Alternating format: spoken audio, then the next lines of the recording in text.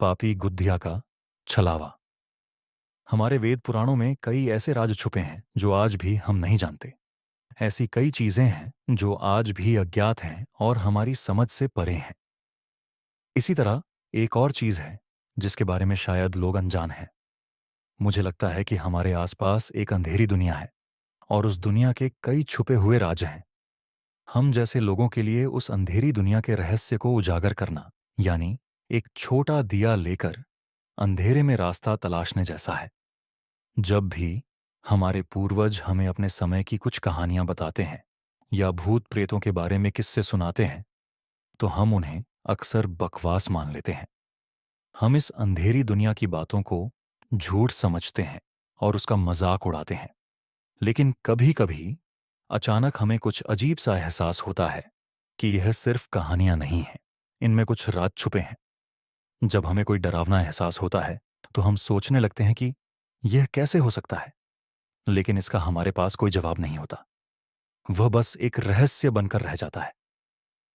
पीछे रह जाते हैं तो सिर्फ सवाल और घटनाएं। ऐसी ही एक घटना मेरे एक दोस्त के साथ घटी थी। इसे आप छलावा कहें या कुछ और, लेकिन किसी की सिर्फ एक कल्पना कैसे किसी के विनाश का कारण बन सकती है, यह इसका एक जीता जागता उदाहरण है।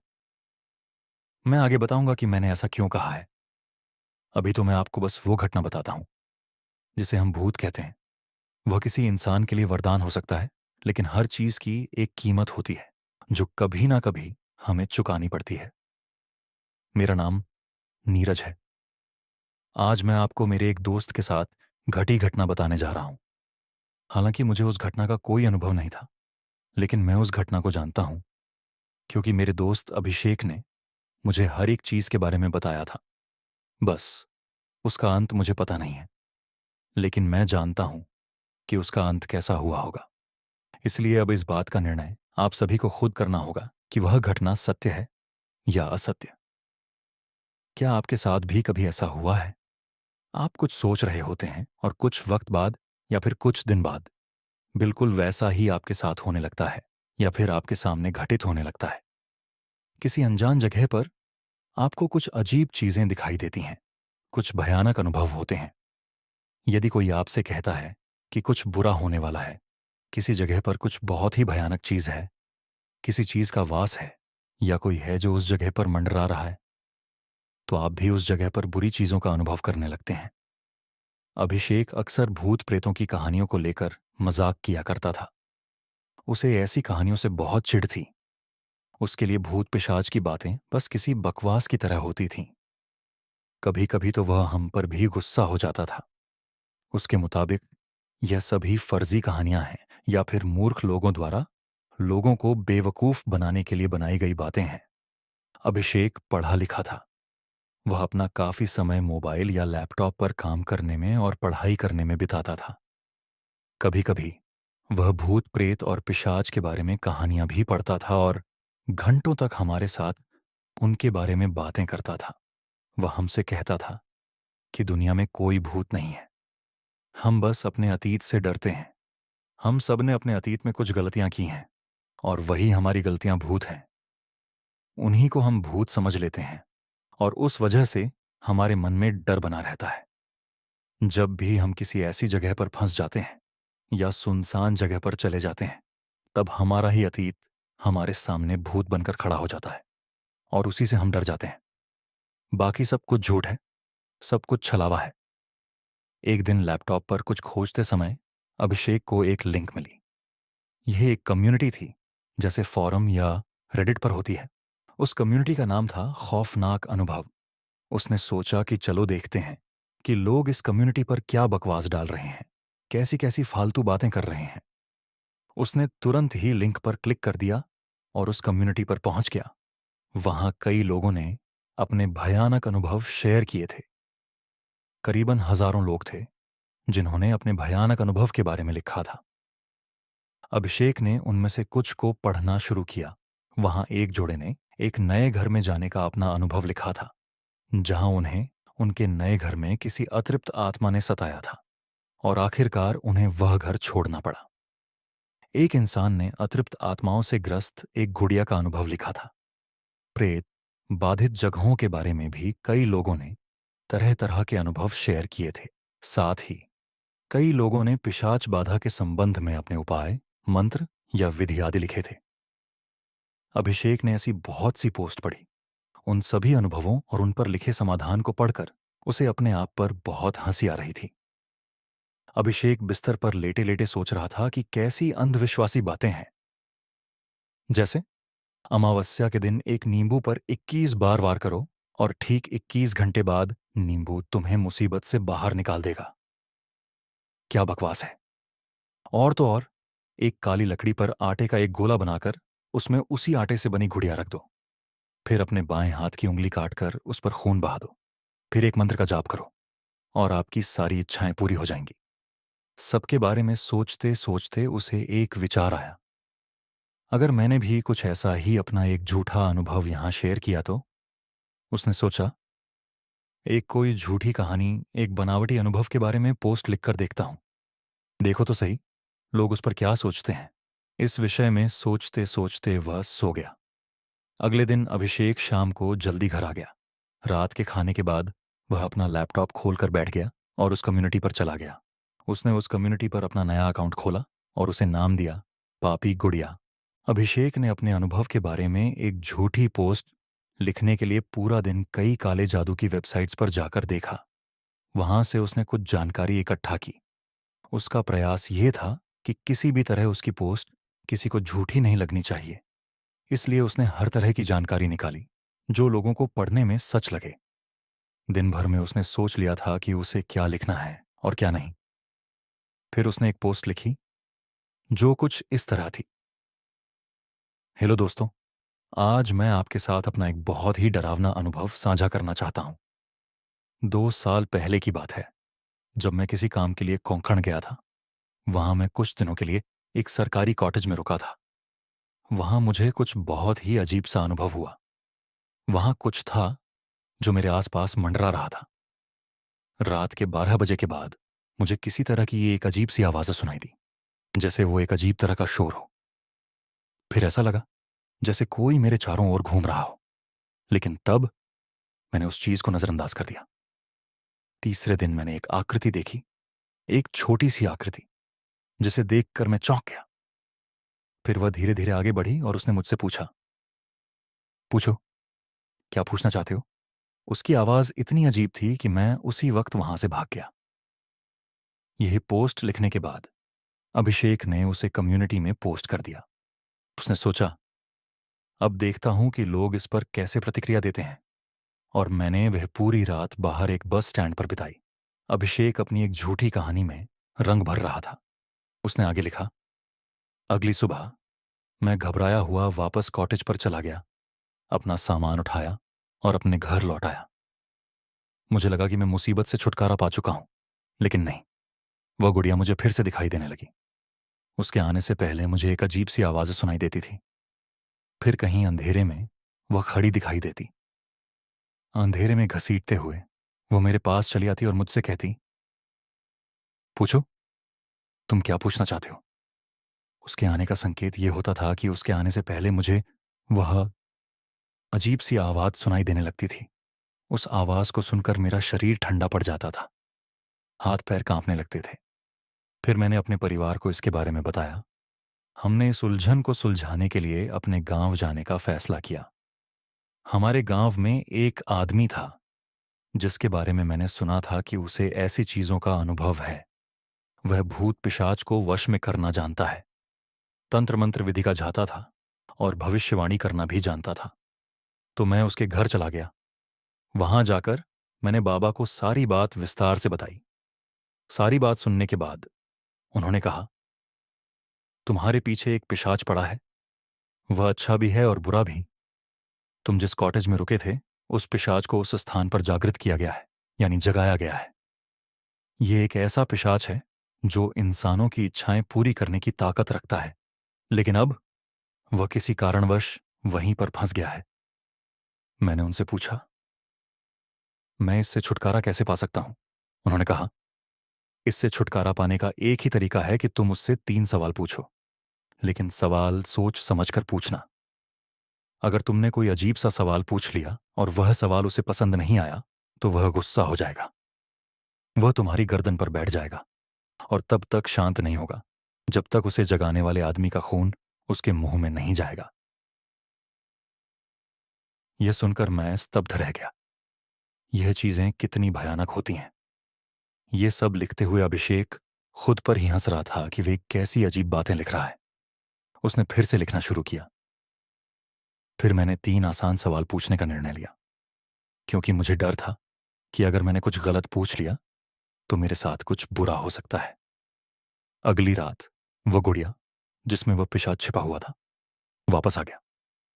एक अजीब सी आवाज आई और ऐसा लगा जैसे वो मेरे आसपास ही है। धीरे धीरे वह मेरे करीब आकर खड़ा हो गया। उसने मुझ पर नजर जमाकर कहा, पूछो, तुम क्या पूछना चाहते हो? मैंने निडर होकर उससे 3 सवाल पूछे। उसने मेरे तीनों सवालों का उत्तर दिया और फिर वह वहां से गायब हो गया। उसके बाद मैंने उसे फिर कभी नहीं देखा। लेकिन दोस्तों, क्या आप जानते हैं, अभिषेक ने यहां अपनी कहानी खत्म की। उसने पोस्ट को सबमिट किया और सोचने लगा कि अब इस पर कैसे कैसे रिएक्शन आएंगे। सबसे पहले मैंने अपने बारे में 2 सवाल पूछे। ये ऐसे सवाल थे जिनके उत्तर मेरे अलावा कोई नहीं जानता था। उसने दोनों सवालों का सही उत्तर दिया। इसके बाद मैंने उससे पूछा, मुझे एक ऐसी लॉटरी का नंबर बताओ जिसमें मुझे 10 लाख रुपए मिल जाए। आप यकीन नहीं करेंगे, लेकिन उसने जो नंबर बताया उसने मेरी जिंदगी बदल दी। वो सब कुछ होने के बाद वह वहां से चला गया। अब मुझे महसूस हुआ कि मुझे और कुछ मांगना चाहिए था। शायद अगर मैं और ज्यादा मांग लेता तो मैं और भी अमीर बन जाता। यह सोचकर मैं फिर से उस बाबा के पास गया और उन्हें सारी सच्चाई बता दी।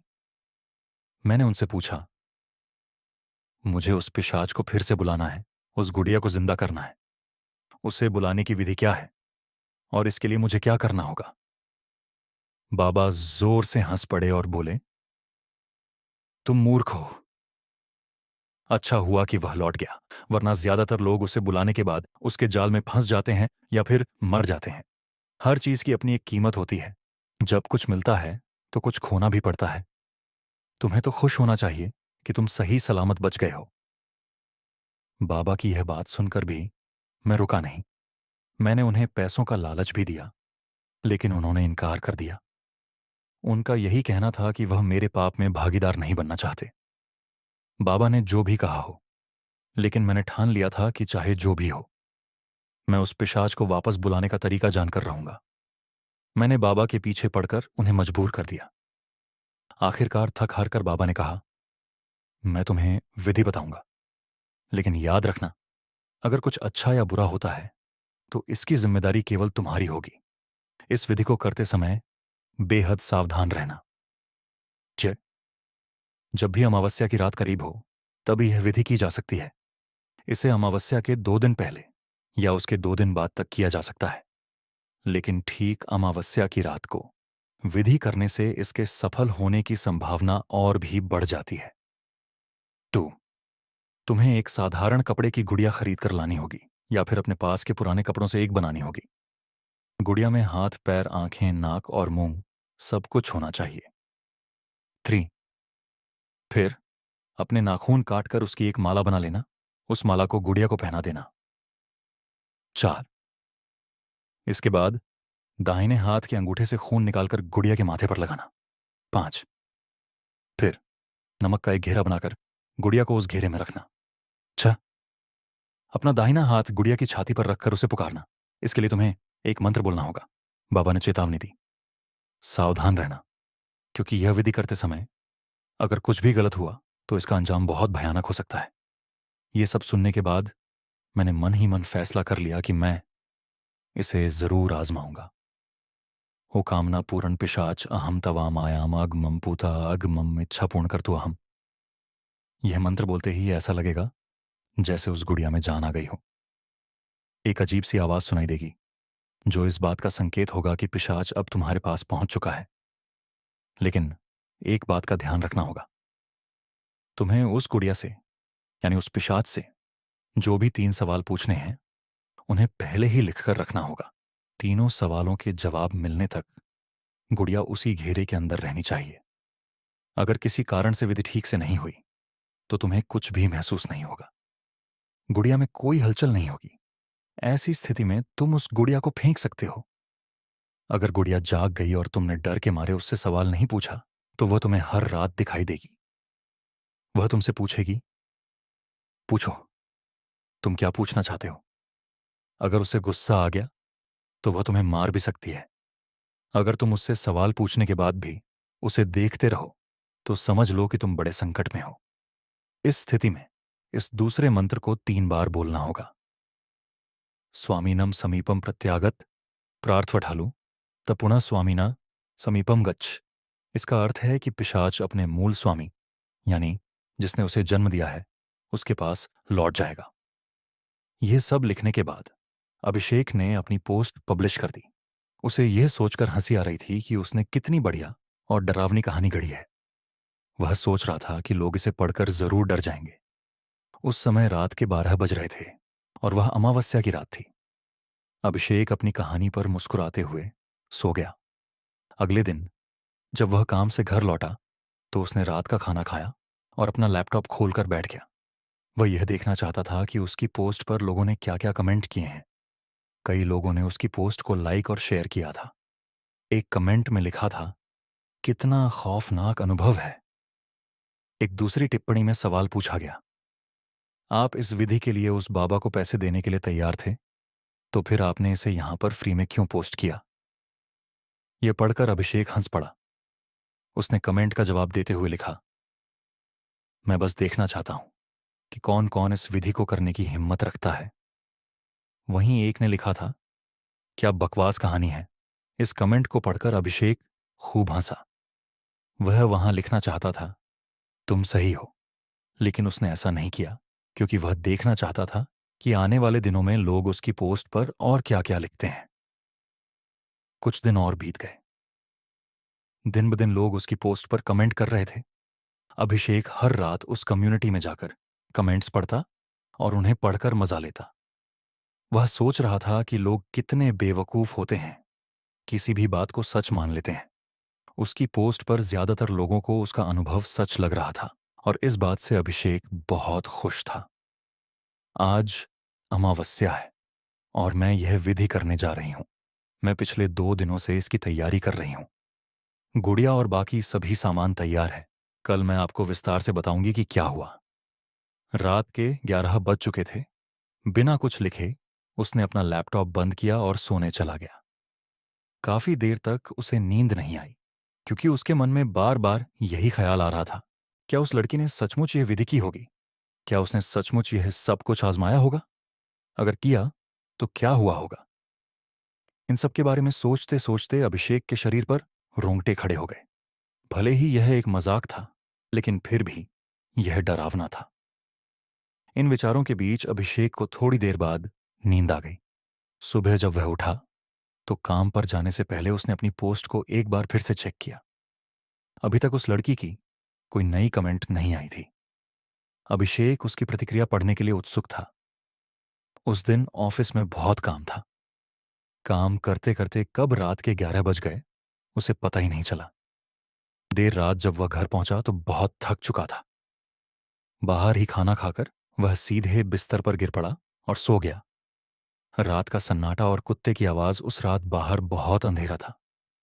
अचानक कहीं से एक कुत्ते के भौंकने की आवाज आई। उस आवाज ने अभिषेक की नींद तोड़ दी। फिर कुत्ते ने भौंकना बंद कर दिया और एक अजीब सी धीमी आवाज उसे सुनाई देने लगी, जैसे कोई उसे बुला रहा हो। आधी नींद में अभिषेक ने अपनी आंखें खोली। बोझिल आंखों से उसने अपने आसपास देखा। खिड़की से बाहर की रोशनी कमरे में फैली हुई थी और उस रोशनी में उसने कुछ अजीब सा देखा। वह लगभग 1 फुट लंबी सफेद कपड़े से सिली हुई एक गुड़िया थी। उस गुड़िया को देखकर अभिषेक को झटका सा लगा। उसकी नींद पूरी तरह उड़ गई। घबराकर वह उठकर बैठ गया। उसकी गर्दन के रोंगटे खड़े हो गए। सामने खड़ी गुड़िया अब हिलने लगी थी और धीरे धीरे अभिषेक की ओर बढ़ रही थी। रात के गहरे सन्नाटे में गुड़िया के घिसटने की आवाज उसे साफ सुनाई दे रही थी। अभिषेक कांपती आंखों से गुड़िया को देखता रहा। उसे नहीं पता था कि यह सब सच में हो रहा है या फिर यह कोई बुरा सपना है। उसका पूरा शरीर सुन्न पड़ चुका था। गुड़िया अभिषेक के पास आकर खड़ी हो गई। फिर उसने अजीब आवाज में कहा, पूछो, तुम क्या पूछना चाहते हो? यह सुनकर अभिषेक के पूरे शरीर पर डर हावी हो गया। वह जोर से चिल्ला पड़ा। लड़खड़ाते हुए वहां से भागने की कोशिश की, लेकिन उसी बीच चक्कर खाकर वहीं गिर पड़ा। अगले दिन जब अभिषेक जागा तो उसे बहुत तेज बुखार था। उसने काम से एक दिन की छुट्टी ले ली। दोपहर को वह डॉक्टर के पास गया, दवाई ली और दिन भर घर पर आराम किया। अभिषेक ने सोचा कि रात जो कुछ भी हुआ वह बस एक बुरा सपना था। शायद बार बार उस बारे में सोचने के कारण उसे ऐसा महसूस हुआ था। आज तक अभिषेक ने भूत प्रेत जैसी चीजों में विश्वास नहीं किया था और अब भी उनके सच होने का कोई ठोस कारण नहीं था। लेकिन डरावने अनुभव कहीं ना कहीं मन के अंदर दबे रहते हैं। अभिषेक के साथ भी ऐसा ही हो रहा था। पूरे दिन आराम करने के बाद शाम को उसे थोड़ा बेहतर महसूस हुआ। रात के खाने के बाद उसने फिर से अपना लैपटॉप खोला और अपनी लिखी पोस्ट देखने लगा। अंदर ही अंदर उसे लग रहा था कि शायद उसने यह पोस्ट लिखकर कोई गलती कर दी है। जैसा कि आपने कहा था, मैंने कल रात 12 बजे सभी विधियां पूरी की। कुछ देर तक मुझे कुछ भी महसूस नहीं हुआ और इसलिए मैंने गुड़िया से अपना हाथ हटा लिया। नमक के घेरे को साफ किया और सारा सामान अपनी अपनी जगह पर रख दिया। लेकिन ये सब करते वक्त मेरा ध्यान उस गुड़िया पर नहीं था। फिर गुड़िया को फेंकने के लिए मैं उसे ढूंढने लगी और तब मैंने देखा कि गुड़िया अपनी जगह पर नहीं थी। तभी मेरा ध्यान घर के एक कोने में गया। गुड़िया वही घर के एक कोने में खड़ी थी। उसे देखकर मैं बहुत डर गई। लेकिन मुझे आपका बताया हुआ मंत्र याद आ गया। मैंने उस मंत्र का 3 बार जाप किया। उसके बाद वह शांत हो गई और वहां से चली गई। अभी तक मेरे साथ कुछ भी बुरा नहीं हुआ है। लड़की की टिप्पणी पढ़कर अभिषेक का दिल जोर से धड़कने लगा। उसकी पोस्ट पर और भी कई नए कमेंट्स आए थे। कई लोगों ने लिखा था कि कल अमावस्या की रात थी और उन्होंने भी उस विधि को आजमाया था। इसके बाद उन्होंने अपने अनुभवों के बारे में लिखा। बहुत बहुत धन्यवाद। मैंने आपके निर्देशानुसार सभी विधियां पूरी की और गुड़िया को जगाया। मैंने उससे 3 सवाल पूछे और फिर वे चली गई। आपने जो कुछ भी लिखा था वह सब सच था। मुझे माफ कीजिए, लेकिन विधि करते समय मुझसे कुछ गलती हो गई। मैंने गुड़िया को 2 बार पुकारा और तभी मैंने अपने हाथ के नीचे गुड़िया की हरकत महसूस की। मैं बहुत डर गया और तीसरी बार बुलाए बिना ही अपना हाथ हटा लिया। तब मैंने देखा कि गुड़िया वहां से गायब हो गई। कृपया मुझे बताएं कि मुझे अब क्या करना चाहिए। जाने के लिए मंत्र बोला है, लेकिन मुझे अब भी डर लग रहा है। इन टिप्पणियों को पढ़ने के बाद अभिषेक ने बिना कुछ और पढ़े लैपटॉप बंद कर दिया। वह सिर पकड़कर बैठ गया। उसे कुछ समझ नहीं आ रहा था कि ऐसा कैसे हो सकता है। उसका दिमाग इस बात को समझने में नाकाम था कि जो उसने मजाक में लिखा था वह लोगों का वास्तविक अनुभव कैसे हो सकता है। अभिषेक का मन बेचैन हो गया उस वक्त। बाहर अंधेरी रात थी। कमरा बेहद शांत था। घड़ी की टिक-टिक के अलावा कहीं से कोई आवाज नहीं आ रही थी। आधी रात का समय हो चला था। रात के 12 बज चुके थे। अभिषेक अपने कमरे में अपना चेहरा घुटनों में दबाए बैठा हुआ था। उसका दिमाग चकरा रहा था। उसे समझ नहीं आ रहा था कि यह सब आखिर हो क्या रहा है। सन्नाटे के बीच डर और अनिश्चितता ने अभिषेक को पूरी तरह जकड़ लिया था और अचानक उसे वह आवाज सुनाई दी। 1 बार, 2 बार और फिर बहुत सारी आवाजें। अभिषेक ने घबराहट में अपना सिर उठाया। उसकी धड़कन तेज हो गई। हाथ पांव थरथराने लगे। उसके सामने एक नहीं, 2 नहीं, बल्कि कई सारी छोटी छोटी गुड़ियां खड़ी थीं। वे जोर जोर से हंस रही थीं। अभिषेक की आंखें बड़ी बड़ी हो गईं। उसका चेहरा थरथराने लगा। पूरा शरीर पसीने से लबालब हो चुका था। एक एक कर वे सारी गुड़ियां अभिषेक की ओर बढ़ने लगीं। अभिषेक उन्हें देखकर अपनी जगह पर ही जम गया। धीरे धीरे वे सभी गुड़ियां अभिषेक के पास इकट्ठा हो गईं। फिर एक अजीब सी आवाज में बोलीं, पूछो, तुम क्या पूछना चाहते हो? बहुत देर तक उनकी अजीब सी पतली आवाज कमरे में गूंजती रही। अभिषेक वहीं पर गिर पड़ा। शायद उसे चक्कर आ गया था। अभिषेक को अपने गर्दन पर एक हल्का सा स्पर्श महसूस हुआ। दोस्तों, आपको क्या लगता है कि अभिषेक के साथ क्या हुआ होगा? आपका जो भी तर्क हो, लेकिन मैं आपको मेरा तर्क बताता हूं। अगले दिन अभिषेक के कमरे में उसकी लाश मिली।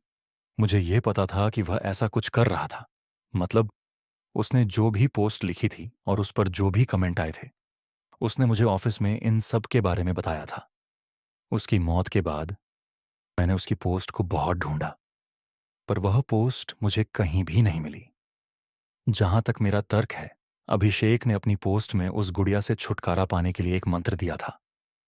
मंत्र के 3 बार जाप से वह गुड़िया अपने मालिक के पास वापस चली जाती थी।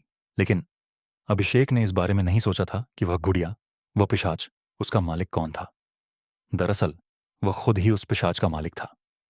उसने खुद ही उस सोच, उस पिशाच को जन्म दिया था। तो दोस्तों, ये रहा मेरा तर्क। बाकी आपको क्या लगता है? आप इस बारे में क्या सोचते हो? अपनी राय जरूर कमेंट में लिखें। आकाई ओना हॉरर गेम। दोस्तों, ये कहानी जापान में रहने वाले एक लड़के ऊना की है। उसकी जिंदगी काफी सिंपल थी।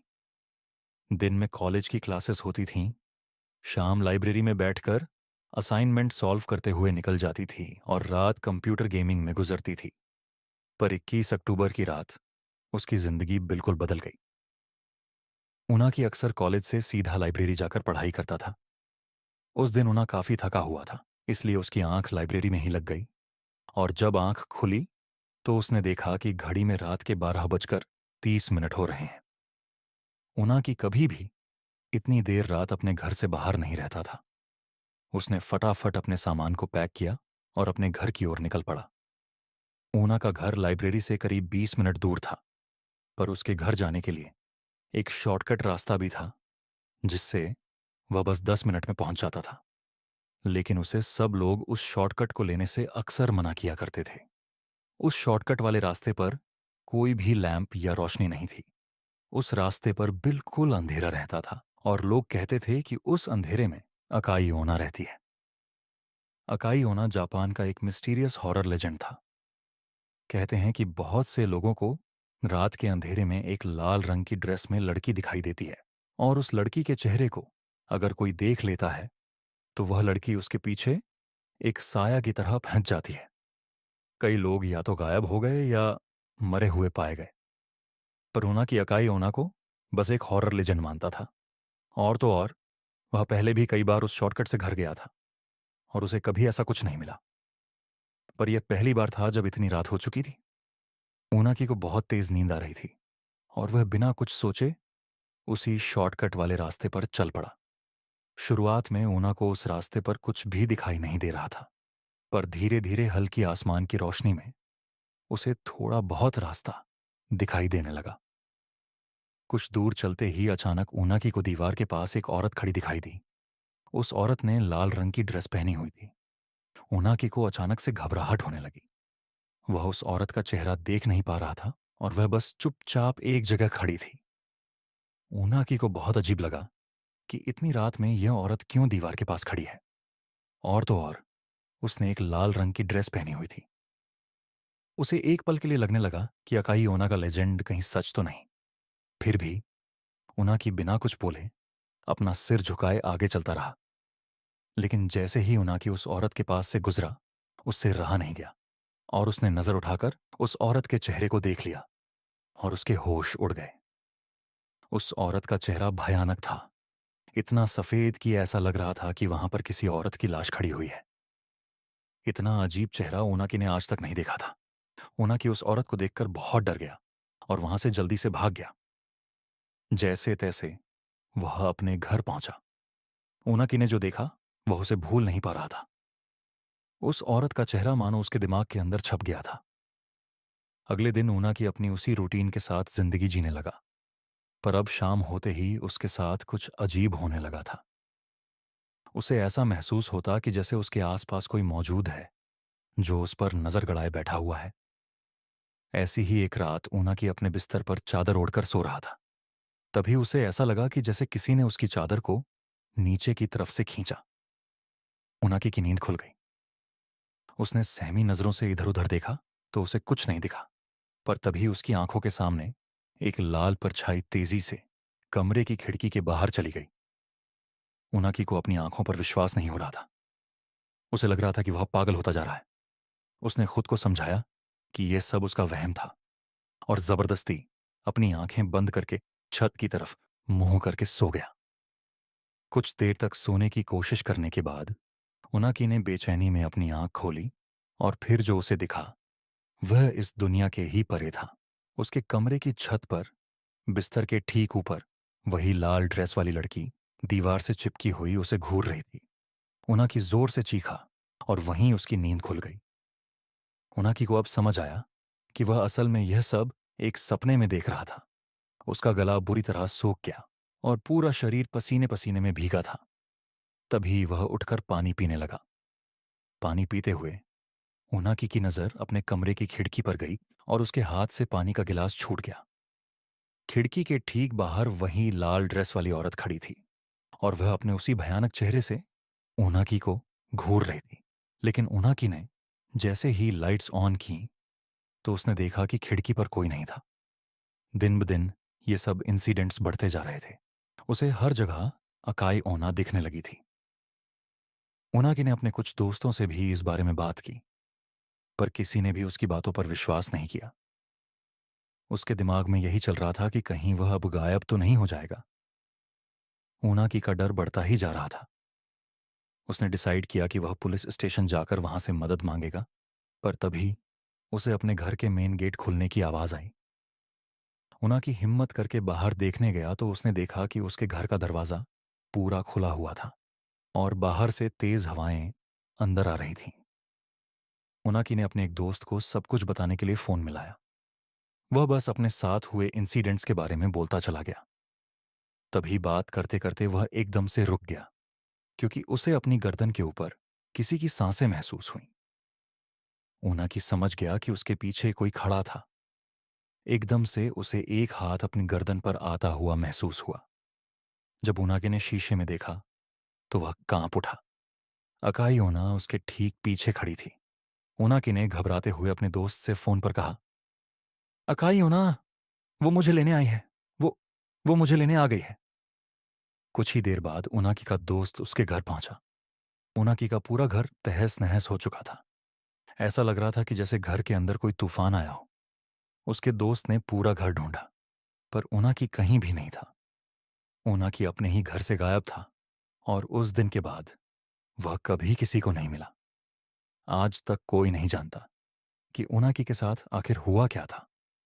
कौन है अकाई ओना और क्यों वह जापान में लोगों को गायब कर रही है? इन सभी सवालों के जवाब तो हमारे पास नहीं है, पर हम सिर्फ इतना जानते हैं, अगर आपको कभी कोई ऐसी औरत किसी अंधेरी गली में खड़ी दिखाई दे तो वहां से वापस मुड़ जाना ही बेहतर है।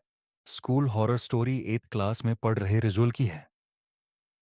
वैसे उसे पढ़ने लिखने का ज्यादा शौक नहीं था, पर रोज एक पीरियड को वह बहुत ही शिद्दत से अटेंड करता था।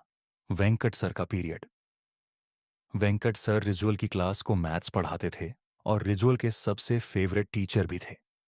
रिजुअल उनकी हर क्लास फर्स्ट बेंच पर बैठकर अटेंड करता था।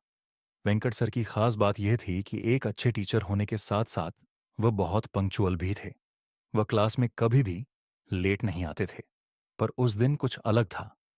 पीरियड शुरू हुए 10 मिनट हो चुके थे, पर वेंकट सर अब तक क्लास में नहीं आए थे। सभी बच्चे क्लास में शोर मचाने लगे, पर रिजुअल फ्रंट सीट पर बैठ बस क्लास के दरवाजे की तरफ देखे जा रहा था। तभी उसने देखा कि क्लास के दरवाजे से टेढ़ा होकर कोई क्लास के अंदर झांक रहा था। और जैसे ही रिजुअल की नजर उस आदमी से मिली, वह दरवाजे से हटकर कॉरिडोर की तरफ चल दिया। रिजुअल कोई वह इंसान पूरी तरह से तो नहीं दिखा, पर उसे वह कुछ जाना पहचाना सा लग रहा था। इसलिए रिजुअल अपनी डेस्क से उतरकर उस आदमी के पीछे क्लास से बाहर चला गया।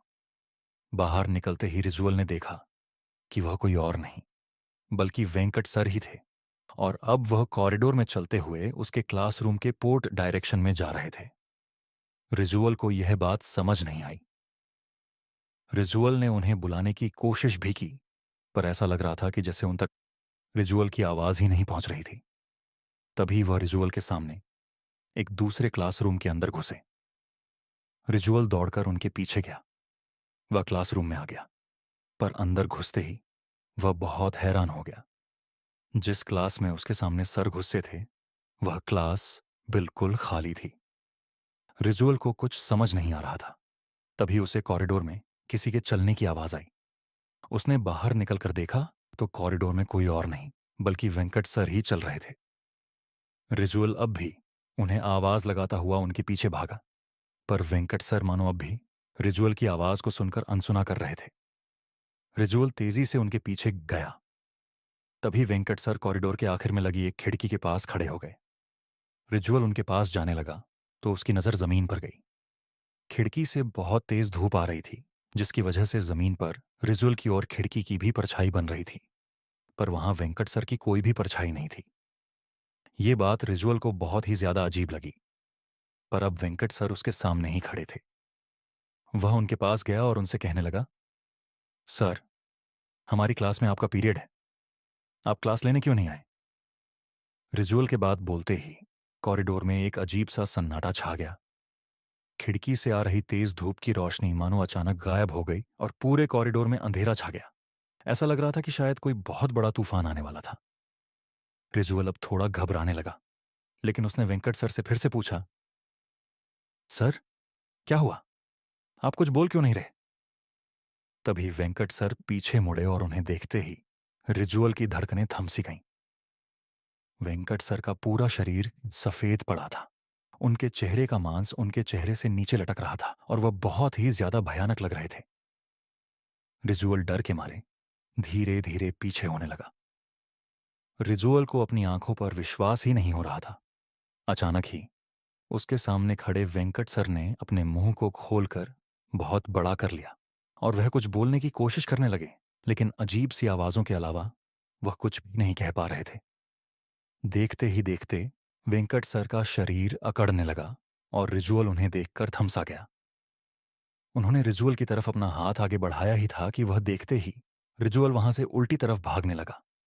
उस कॉरिडोर में तेजी से भागते हुए वह किसी से टकरा गया, नीचे गिर गया। रिजुअल ने जब उठकर देखा तो उसके सामने सुकृति मैम खड़ी थीं। रिजुअल हाफ होकर वेंकट सर का नाम बार बार बड़बड़ाए जा रहा था। सुकृति मैम ने रिजुअल को शांत किया और उसे क्लास में वापस जाने को कहा। उन्होंने बताया कि आज वेंकट सर छुट्टी पर हैं, इसलिए उनकी जगह सुकृति मैम उनका पीरियड लेंगी। रिजुअल का सिर अब चकराने लगा।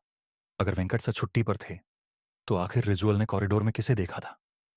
रिजुअल को समझ नहीं आ रहा था कि आखिर वह अपने साथ हुआ हादसा किसी को कैसे समझाए। रिजुअल सोच में डूबा क्लास में वापस चला गया। उस दिन जब स्कूल की छुट्टी हुई तो रिजुअल स्कूल के बाहर खड़ा अब भी वेंकट सर के बारे में ही सोच रहा था कि तभी उसे स्कूल की बिल्डिंग की खिड़की के पास वेंकट सर खड़े हुए दिखाई दिए, वैसे ही भयानक रूप में, और रिजुअल को घूर कर देख रहे थे। उन्हें देख इस बार रिजुअल की चीख ही निकल गई और उसने अपने साथ में खड़े दोस्त अंश को उस खिड़की की ओर देखने को कहा, पर अंश को वहां कुछ नहीं दिखा। रिजुअल ने डर के मारे अपनी आंखें बंद कर लीं। कुछ सेकंड्स बाद जब उसने अपनी आंखें खोलीं तो उस खिड़की पर अब वेंकट सर नहीं खड़े थे। डर से झुंझलाया रिजुअल घर चला गया। उसने अपने पेरेंट्स से वह बात शेयर की, पर उन्हें रिजुअल की बात का विश्वास नहीं हुआ। उस हादसे को 3 दिन बीत गए। ना ही वेंकट सर स्कूल में क्लास लेने आए और ना ही रिजुअल को वह दोबारा दिखाई दिए। पर 3 दिन बाद उनके स्कूल में एक खबर आई, जिसे सुनकर रिजुअल की रूह कांप उठी। खबर यह थी कि वेंकट सर की 3 दिन पहले ही मौत हो गई थी। वह रात को सोए और सुबह उनका पूरा शरीर अकड़ा हुआ पाया गया। वह नींद में ही चल बसे थे। रिजुअल को आज तक समझ नहीं आया कि आखिर वेंकट सर सिर्फ उसे ही क्यों दिखाई दिए थे। School horror story 8th class में पढ़ रहे रिजुअल की है। वैसे उसे पढ़ने लिखने का ज्यादा शौक नहीं था, पर रोज एक पीरियड को वह बहुत ही शिद्दत से अटेंड करता था, वेंकट सर का पीरियड। वेंकट सर रिजुअल की क्लास को मैथ्स पढ़ाते थे और रिजुअल के सबसे फेवरेट टीचर भी थे। रिजुअल उनकी हर क्लास फर्स्ट बेंच पर बैठकर अटेंड करता था। वेंकट सर की खास बात यह थी कि एक अच्छे टीचर होने के साथ साथ वह बहुत पंक्चुअल भी थे। वह क्लास में कभी भी लेट नहीं आते थे, पर उस दिन कुछ अलग था। पीरियड शुरू हुए 10 मिनट हो चुके थे, पर वेंकट सर अब तक क्लास में नहीं आए थे। सभी बच्चे क्लास में शोर मचाने लगे, पर रिजुअल फ्रंट सीट पर बैठ बस क्लास के दरवाजे की तरफ देखे जा रहा था। तभी उसने देखा कि क्लास के दरवाजे से टेढ़ा होकर कोई क्लास के अंदर झांक रहा था। और जैसे ही रिजुअल की नजर उस आदमी से मिली, वह दरवाजे से हटकर कॉरिडोर की तरफ चल दिया। रिजुअल को वह इंसान पूरी तरह से तो नहीं दिखा, पर उसे वह कुछ जाना पहचाना सा लग रहा था। इसीलिए रिजुअल अपनी डेस्क से उतरकर उस आदमी के पीछे क्लास से बाहर चला गया। बाहर निकलते ही रिजुअल ने देखा कि वह कोई और नहीं बल्कि वेंकट सर ही थे। और अब वह कॉरिडोर में चलते हुए उसके क्लासरूम के पोर्ट डायरेक्शन में जा रहे थे। रिजुअल को यह बात समझ नहीं आई। रिजुअल ने उन्हें बुलाने की कोशिश भी की, पर ऐसा लग रहा था कि जैसे उन तक रिजुअल की आवाज ही नहीं पहुंच रही थी। तभी वह रिजुअल के सामने एक दूसरे क्लासरूम के अंदर घुसे। रिजुअल दौड़कर उनके पीछे गया। वह क्लासरूम में आ गया, पर अंदर घुसते ही वह बहुत हैरान हो गया। जिस क्लास में उसके सामने सर घुसे थे, वह क्लास बिल्कुल खाली थी। रिजुअल को कुछ समझ नहीं आ रहा था। तभी उसे कॉरिडोर में किसी के चलने की आवाज आई। उसने बाहर निकलकर देखा तो कॉरिडोर में कोई और नहीं बल्कि वेंकट सर ही चल रहे थे। रिजुअल अब भी उन्हें आवाज लगाता हुआ उनके पीछे भागा, पर वेंकट सर मानो अब भी रिजुअल की आवाज को सुनकर अनसुना कर रहे थे। रिजुअल तेजी से उनके पीछे गया। तभी वेंकट सर कॉरिडोर के आखिर में लगी एक खिड़की के पास खड़े हो गए। रिजुअल उनके पास जाने लगा तो उसकी नजर जमीन पर गई। खिड़की से बहुत तेज धूप आ रही थी, जिसकी वजह से जमीन पर रिजुअल की और खिड़की की भी परछाई बन रही थी, पर वहां वेंकट सर की कोई भी परछाई नहीं थी। ये बात रिजुअल को बहुत ही ज्यादा अजीब लगी, पर अब वेंकट सर उसके सामने ही खड़े थे। वो उनके पास गया और उनसे कहने लगा, सर, हमारी क्लास में आपका पीरियड है, आप क्लास लेने क्यों नहीं आए? रिजुअल के बात बोलते ही कॉरिडोर में एक अजीब सा सन्नाटा छा गया। खिड़की से आ रही तेज धूप की रोशनी मानो अचानक गायब हो गई और पूरे कॉरिडोर में अंधेरा छा गया। ऐसा लग रहा था कि शायद कोई बहुत बड़ा तूफान आने वाला था। रिजुअल अब थोड़ा घबराने लगा, लेकिन उसने वेंकट सर से फिर से पूछा, सर, क्या हुआ? आप कुछ बोल क्यों नहीं रहे? तभी वेंकट सर पीछे मुड़े और उन्हें देखते ही रिजुअल की धड़कनें थम सी गईं। वेंकट सर का पूरा शरीर सफेद पड़ा था। उनके चेहरे का मांस उनके चेहरे से नीचे लटक रहा था और वह बहुत ही ज्यादा भयानक लग रहे थे। रिजुअल डर के मारे धीरे धीरे पीछे होने लगा। रिजुअल को अपनी आंखों पर विश्वास ही नहीं हो रहा था। अचानक ही उसके सामने खड़े वेंकट सर ने अपने मुंह को खोलकर बहुत बड़ा कर लिया और वह कुछ बोलने की कोशिश करने लगे, लेकिन अजीब सी आवाजों के अलावा वह कुछ भी नहीं कह पा रहे थे। देखते ही देखते वेंकट सर का शरीर अकड़ने लगा और रिजुअल उन्हें देखकर थमसा गया।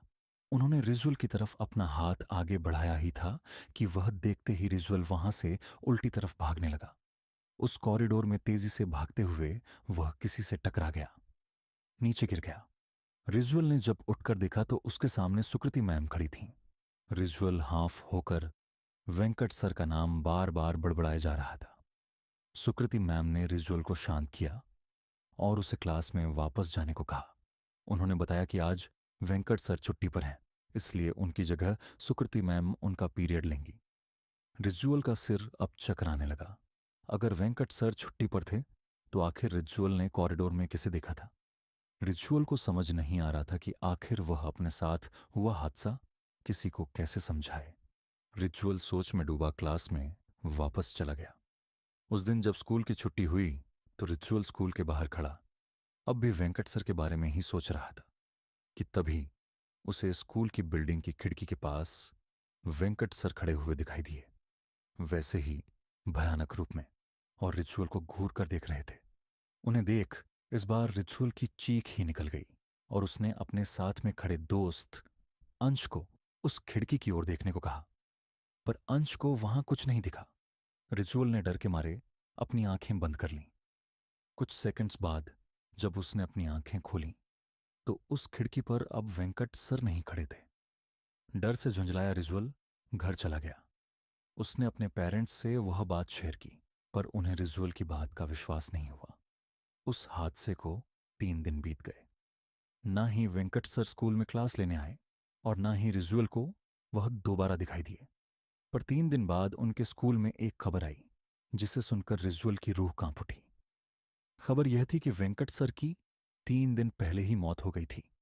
वह रात को सोए और सुबह उनका पूरा शरीर अकड़ा हुआ पाया गया। वह नींद में ही चल बसे थे। रिजुअल को आज तक समझ नहीं आया कि आखिर वेंकट सर सिर्फ उसे ही क्यों दिखाई दिए थे। मुझे पता है कि आपको ऑलरेडी वन विन के crazy lucky drive give Awez के बारे में पता है।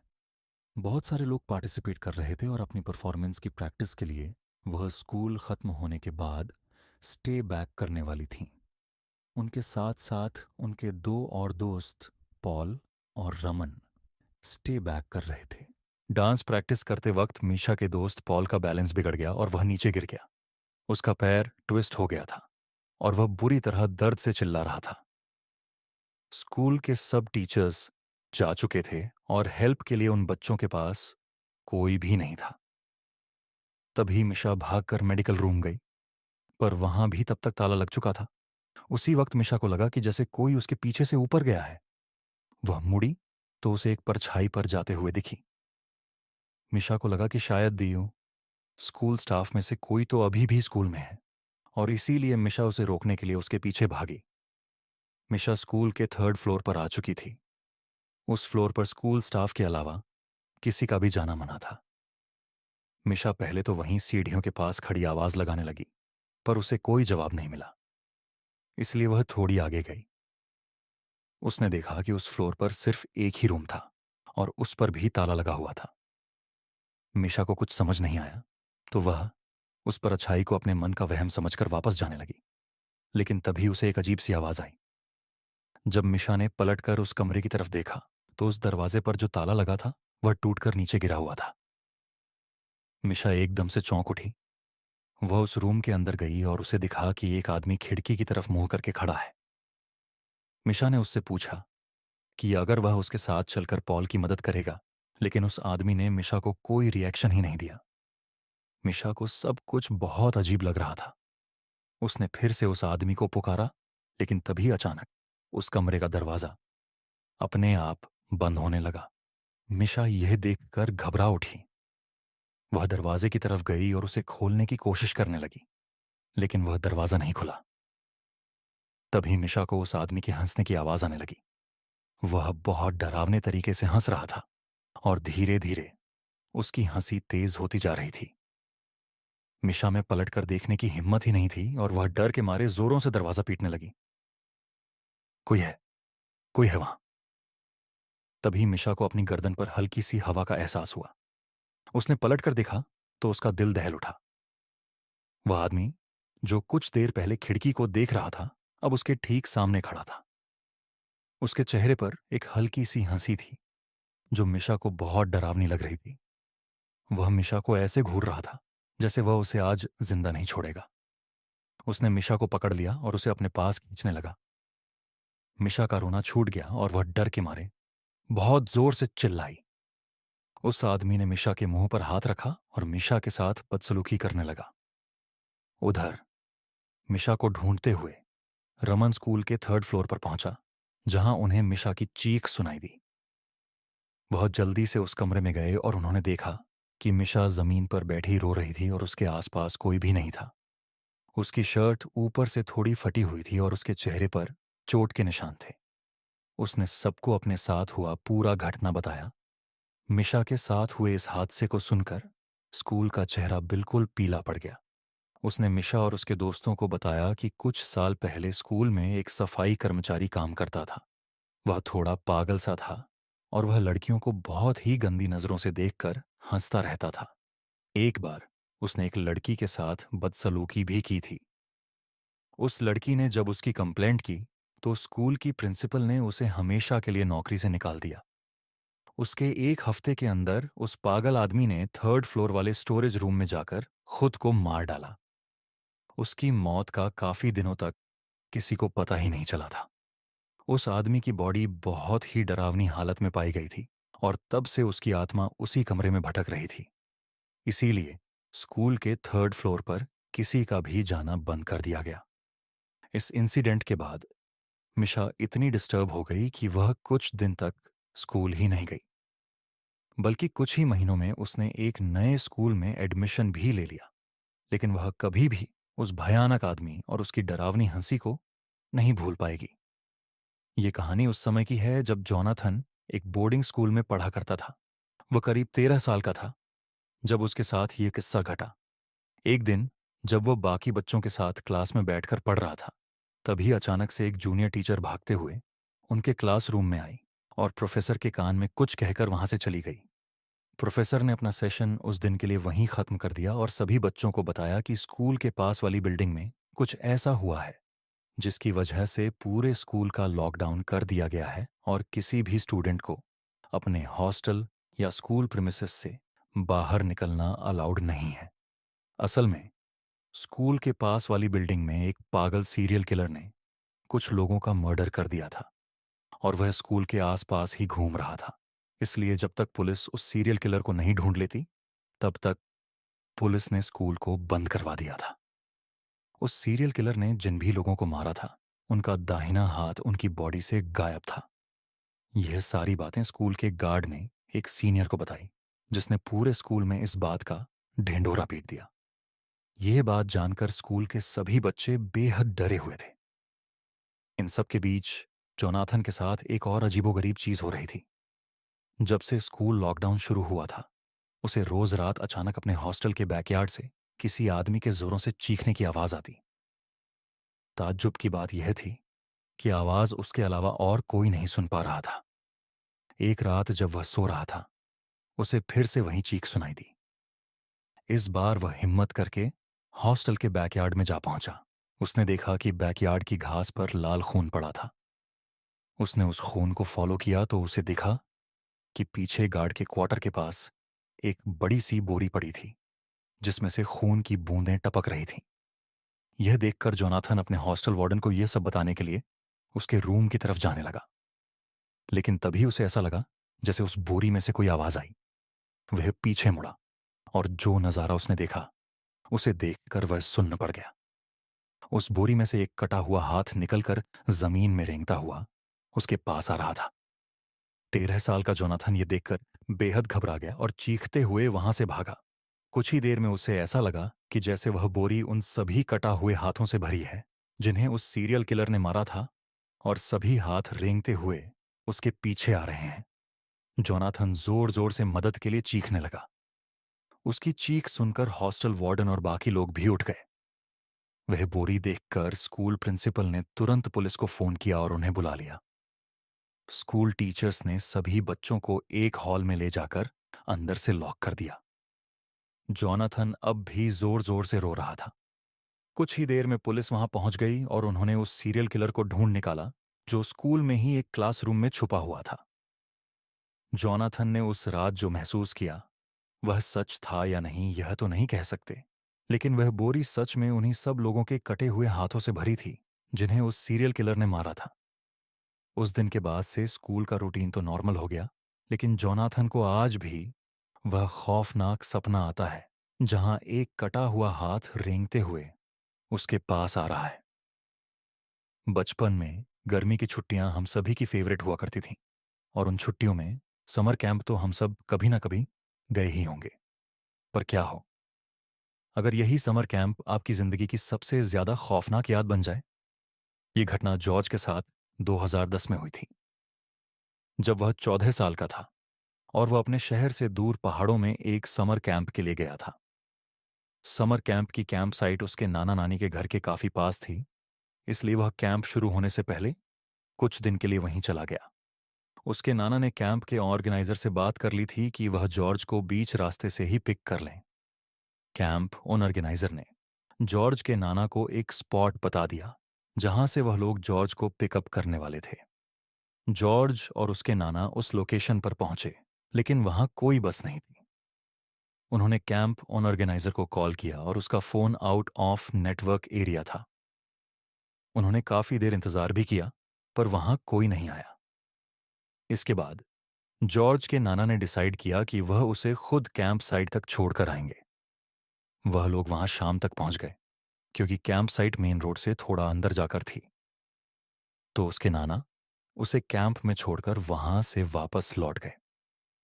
जॉर्ज जैसे ही कैंप साइट पहुंचा तो उसने देखा कि उस कैंप का माहौल बेहद अजीब था। सारे बच्चे चुपचाप एक सर्कल में बैठे हुए थे और जॉर्ज को अजीबोगरीब नजरों से देख रहे थे। जॉर्ज के नाना के जाते ही ऑर्गेनाइजर बिना कुछ बोले बस वहां से चला गया। जॉर्ज भी उसके पीछे पीछे कैंप को एक्सप्लोर करने लगा। उसने देखा कि एक टेंट पर उसका नाम लिखा था, तो जॉर्ज ने अपना सामान उस टेंट में रखा और बाहर सबके साथ आकर सर्कल में बैठ गया। उसके बैठते ही सभी बच्चे फिर से उसकी तरफ एक अजीब नजर से देखने लगे।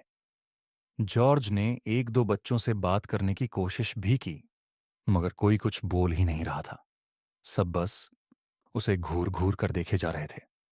तभी सर्कल में बैठा एक बच्चा उठा। उसने जमीन पर पड़ा एक बड़ा सा पत्थर उठाया और गुस्से से जॉर्ज की तरफ बढ़ने लगा।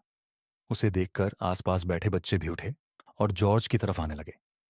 सबके चेहरों पर बेहद गुस्सा था। जॉर्ज यह देखकर बहुत डर गया। वह बार बार कैंप के ऑर्गेनाइजर को लगाने लगा। जब इतनी बार बुलाने पर भी ऑर्गेनाइजर नहीं आया, तब जॉर्ज वहां से तुरंत उठा और भागकर अपने टेंट में छुप गया। अचानक ही जॉर्ज के टेंट के बाहर बिल्कुल शांति छा गई, जैसे कि वहां कोई हो ही ना। अचानक से शाम पूरी तरह ढल गई और रात के अंधेरे ने उस कैंप साइट को चारों तरफ से घेर लिया। तभी जॉर्ज को दिखा कि कुछ ही दूरी पर एक लड़की जमीन खोद रही थी। जॉर्ज हिम्मत करके उसके पास गया। जॉर्ज ने उससे बात करने की कोशिश की, लेकिन वो लड़की बस पागलों की तरह जमीन खोदे जा रही थी। जॉर्ज ने उससे फिर पूछा कि वह कौन है और क्या कर रही है, तो उस लड़की ने जॉर्ज की तरफ गुस्से से देखा और कहा कि वो जॉर्ज की कब्र खोद रही है। ये सुनकर जॉर्ज घबरा उठा और जल्दी उस लड़की से दूर भाग गया। जॉर्ज को कुछ समझ नहीं आ रहा था कि उस कैंप में आखिर हो क्या रहा है। उसने सोचा कि वह कॉल करके अपने नाना को वापस बुला लेगा और उनके साथ वापस घर चला जाएगा। फोन कॉल करने के लिए वह कैंप ऑर्गेनाइजर के टेंट गया। उसने जैसे ही उस टेंट में झांका तो वहां कोई नहीं था, लेकिन अचानक किसी ने जॉर्ज को पीछे से धक्का दिया और वह टेंट के अंदर जाकर गिर पड़ा। जब जॉर्ज ने मुड़कर देखा तो उसके होश उड़ गए। उसके सामने वही टेंट का ऑर्गेनाइजर, उनका हुलिया बहुत ही ज्यादा डरावना लग रहा था। किसी का शरीर जला हुआ था तो किसी की हड्डियां टूटी हुई थी। उन सब ने हाथ में कोई ना कोई औजार पकड़ा हुआ था और वो ऑर्गेनाइजर हाथ में हथौड़ा लिए जॉर्ज की तरफ बढ़ रहा था। जॉर्ज जोर जोर से चिल्लाते हुए मदद मांग रहा था। उसने अपने हाथों से अपनी आंखें बंद कर लीं। तभी किसी ने उसके हाथ पकड़े और उसे आवाज लगाने लगा। जॉर्ज ने जब आंखें खोलीं तो उसने देखा कि उसके सामने उसके नाना बैठे थे। उसके नाना ने बिना कुछ बोले जॉर्ज का हाथ पकड़ा और उसको वहां से सीधा अपनी कार में ले गए। जॉर्ज अभी भी बहुत डरा हुआ था और उसकी आंखों से आंसू बहे जा रहे थे।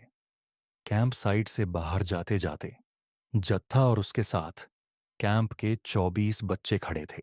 उनका हुलिया बहुत ही ज्यादा डरावना लग रहा था।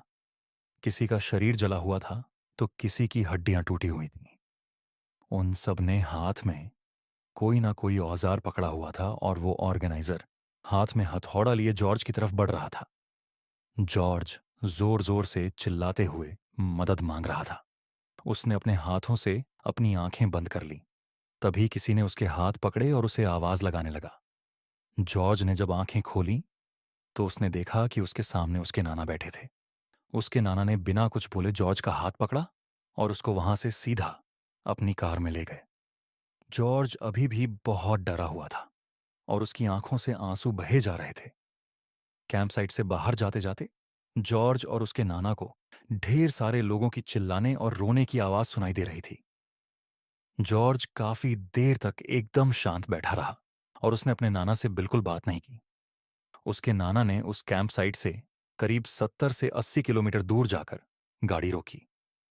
जॉर्ज के नाना ने जैसे ही उससे उसका हाल पूछा तो वह जोरों से रोने लगा और उसने अपने नाना को सब बताया, वह सब जो उसके साथ उस कैंप साइट पर हुआ था। उसके नाना ने उसे शांत किया और जॉर्ज को गले लगाकर उसे एक ऐसी बात बताई जिसे सुनकर जॉर्ज का दिल दहल गया। जॉर्ज के नाना ने उसे बताया कि जब वे वापस लौट रहे थे तो उनका phone out on off network हो गया था। जब कुछ दूर जाकर उनका फ़ोन नेटवर्क में आया, तो उन्हें एक फ़ोन आया। वो फ़ोन समर कैंप की टीम से था। उन्होंने उसके नाना से कहा कि वे बहुत देर से उनका फ़ोन मिलाने की कोशिश कर रहे हैं। उन्होंने जॉर्ज के नाना को बताया कि जिस बस में सब बच्चे और कैंप ऑर्गेनाइजर थे, उसका रास्ते में ही एक्सीडेंट हो गया था और उस एक्सीडेंट में कैंप ऑर्गेनाइजर के साथ-साथ बस में मौजूद सारे बच्चे भी मारे गए। उस फ़ोन कॉल के तुरंत बाद जॉर्ज के नाना जी फ़ौरन ही जॉर्ज को उस कैंप से वापस लेने आ गए। जॉर्ज और उसके नाना जी काफ़ी देर तक एक दूसरे को गले लगाए रहे। उस दिन जॉर्ज 2 बार मौत के मुंह से बचा, लेकिन उसके साथ जो भी हुआ, उसके बाद से कभी भी वह किसी कैंप में नहीं गया और न ही कभी वह उस भूतिया कैंप को भुला पाया है। बोर्डिंग स्कूल, अपने घर से दूर, एक ऐसी जगह है जहां शायद कोई भी आपका अपना नहीं होता। इसी बीच अगर आपके साथ कोई अनहोनी हो जाए, तो आप कहाँ जाएंगे? स्कूल्स में आत्मा और पैरानॉर्मल एक्टिविटीज़ के होने की ऐसी कई घटनाएं हैं जो आपके होश उड़ा देंगी। और हमारी आज की कहानी भी शिमला के एक बोर्डिंग स्कूल में हुई एक ऐसी ही सच्ची घटना पर बेस्ड है। मुंबई में रहने वाले सिड और नेहा की शादी को 2 साल होने वाले थे। वह पहली बार तब मिले थे जब वह दोनों क्लास 11वीं में थे और शिमला के एक बोर्डिंग स्कूल में पढ़ रहे थे। दोनों को तभी एक दूसरे से प्यार हो गया और तभी से वह दोनों एक साथ थे।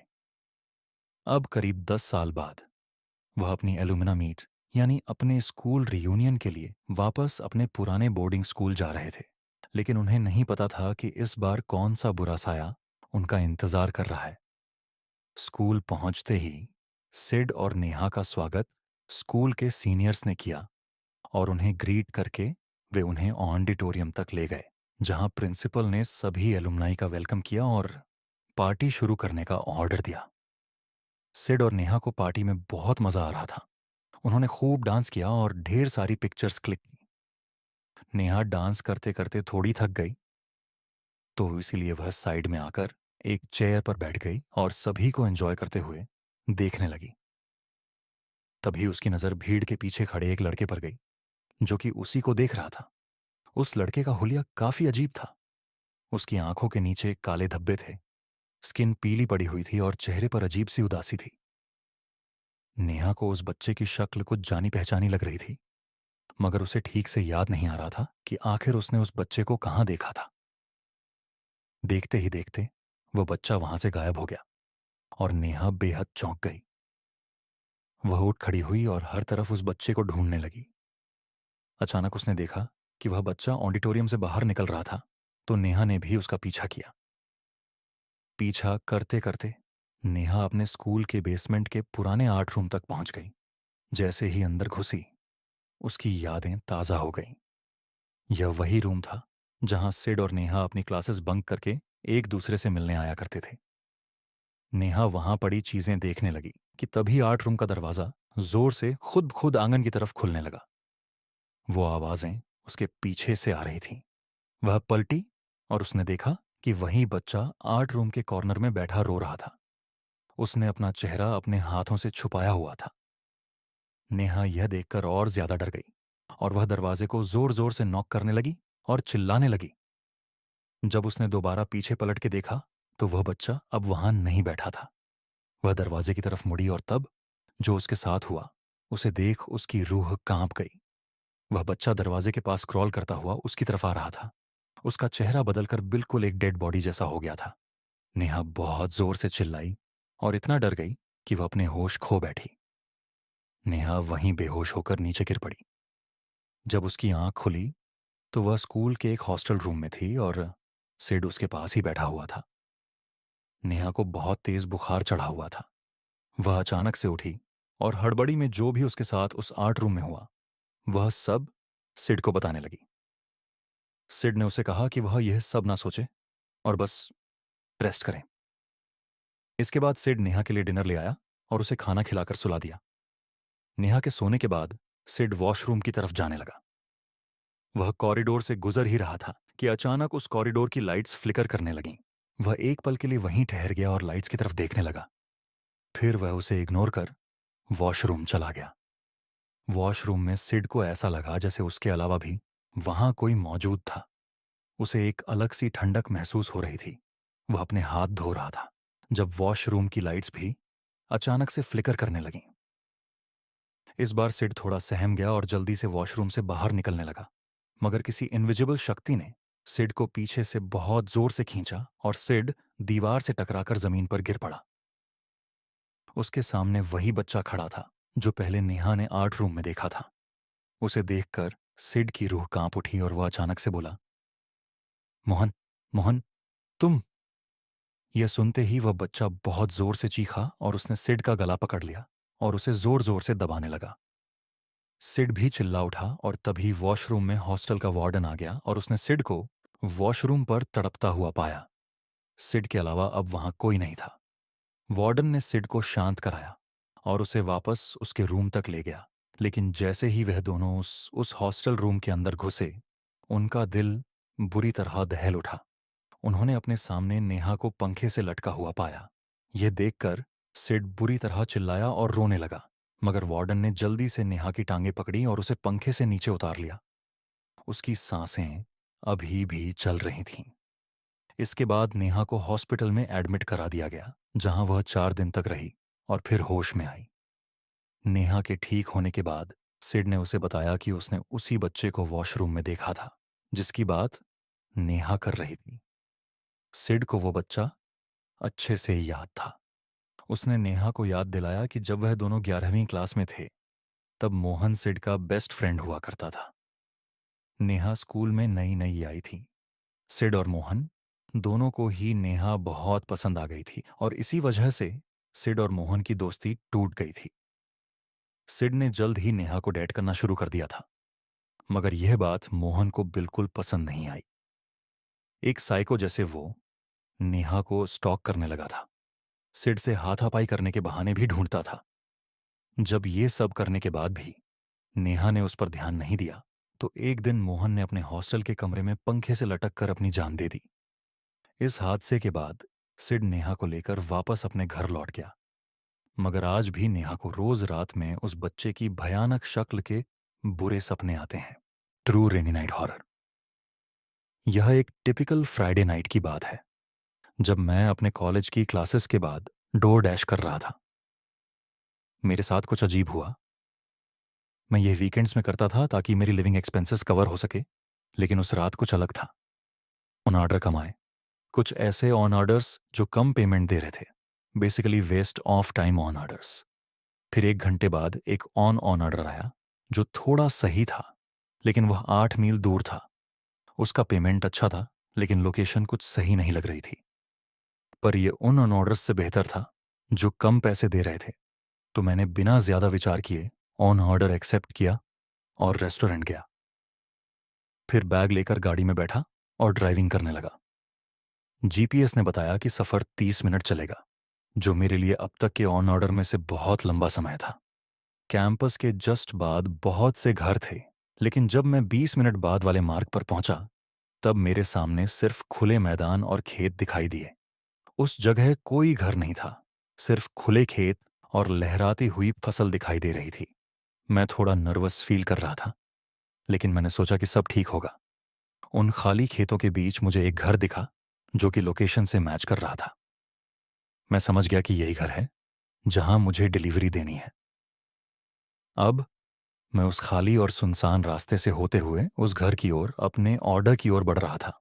उस जगह की अजीब सी शांति काफी कुछ कह देने लायक थी। मैदान के बीच से गुजरते हुए मुझे बहुत अजीब लग रहा था। भले ही मैं डरपोक नहीं हूं, लेकिन बिना किसी कारण के घबराहट होना एक अलग एहसास था। जैसे ही मैं सड़क से आगे निकला, तो एकमात्र आवाज की जड़ पर मेरी कार की धीमी गड़गड़ाहट थी। मैंने कार पार्क किया और बैग तैयार किया, फिर कार को वहीं छोड़ दिया और बाहर निकला। वह घर शांत था और वहां काफी अंधेरा भी था। बाहर की जगह को रोशन करने के लिए केवल बरामदे की रोशनी जल रही थी। मैं गंदगी भरी घास के बीच से होकर बरामदे तक गया और दरवाजे पर दस्तक देते हुए इंतजार कर रहा था। मैंने पीछे मुड़कर अपनी कार की ओर देखा, जो मैदान में अंधेरे में गायब सी लग रही थी। इसके पीछे एक क्षण का समय बीत गया। फिर मैंने फिर से दस्तक दी, लेकिन कोई प्रतिक्रिया नहीं हुई। यहां तक कि अंदर से किसी की आवाज भी नहीं आई। मुझे स्थिति की विचित्रता का एहसास होने में देर नहीं लगी। खिड़कियों में कोई रोशनी नहीं थी और यह भी दिख रहा था कि खिड़कियां कितनी सड़ चुकी थीं। घर को करीब से देखने पर मुझे केवल यही लगा कि ऑन ऑर्डर पूरा नहीं किया जा सकता।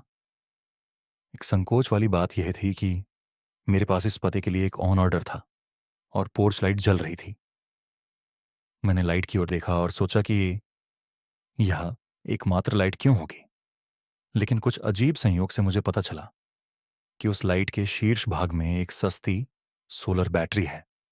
यह सिर्फ एक खुद चलने वाली लाइट थी जो दिन के दौरान ही चार्ज होती है और शाम को चालू हो जाती है, जिसका मतलब है कि इसे चालू करने के लिए किसी को भी यहां मौजूद नहीं होना पड़ेगा।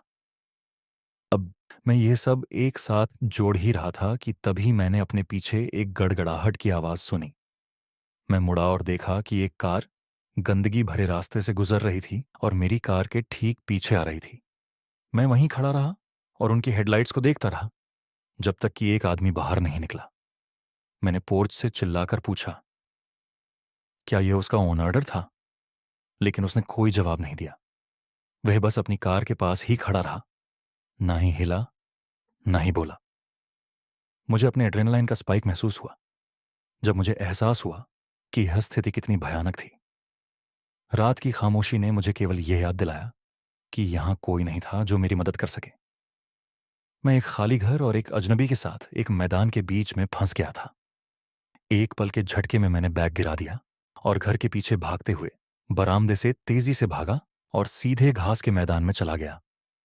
मैंने पीछे मुड़कर देखा तो वह आदमी मेरे पीछे पागलों की तरह दौड़ रहा था।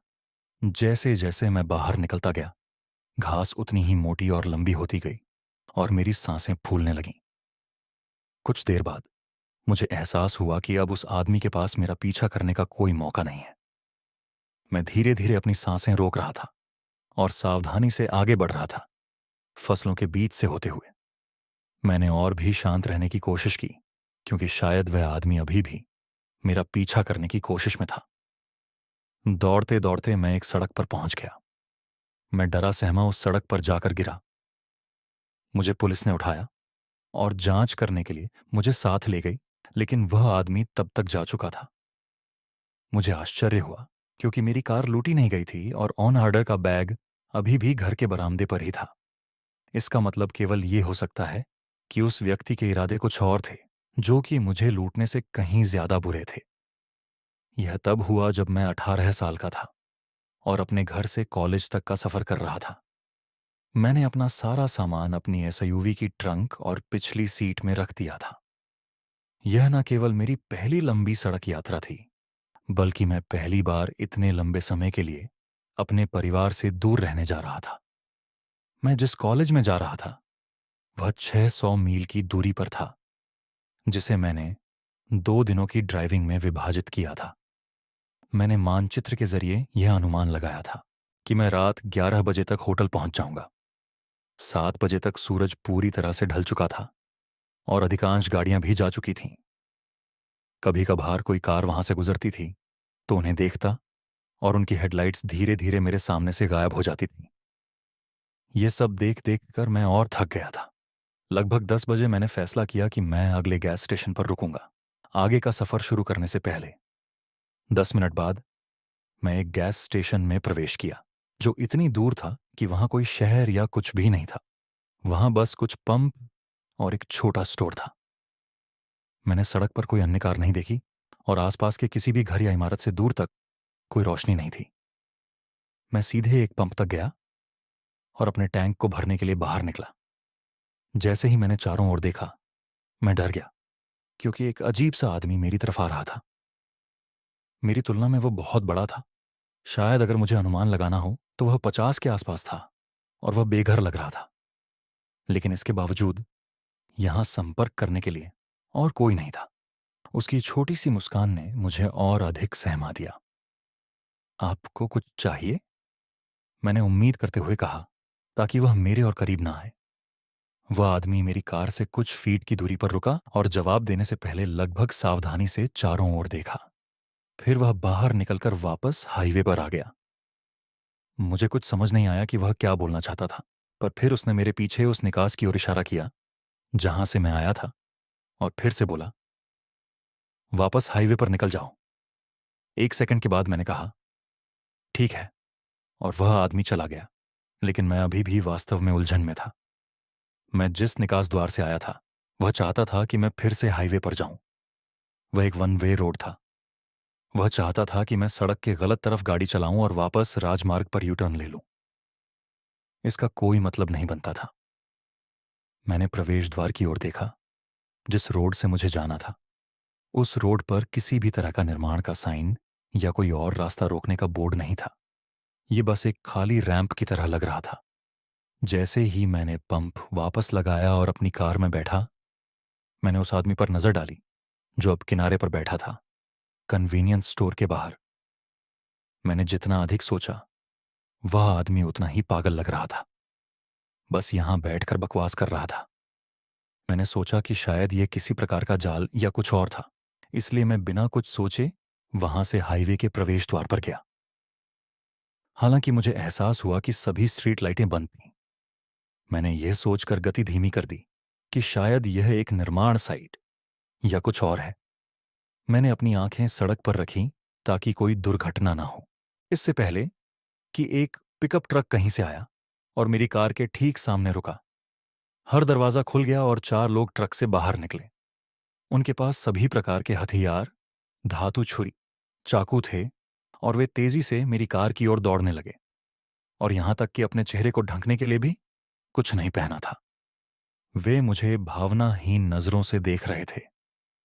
मैंने तुरंत अपनी कार को पीछे करना शुरू कर दिया, क्योंकि वे मुझसे बस कुछ ही फीट की दूरी पर थे। मैंने अचानक सड़क के किनारे से दर्जनों लोगों को बाहर आते हुए देखा। कुछ लोगों ने तो मेरी कार का पीछा करने की भी कोशिश की। मैंने जल्दी से अपनी गाड़ी को मोड़ा और वहां से जान छुड़ाकर चला गया। जब मुझे लगा कि मैं सुरक्षित हूं, तो मैंने 911 पर कॉल किया, लेकिन किसी कारण से मुझे कभी वापस कॉल नहीं आया, ना ही इस पर कोई अपडेट मिला। लगभग ऐसा लगा जैसे उन्होंने इसकी जांच भी नहीं की। मैं आज तक इस सोच में हूं कि गैस स्टेशन पर मुझे उस बूढ़े ने शायद इसी वजह से यू टर्न लेने बोला था और मुझे उन सभी से बचाने की कोशिश कर रहा था।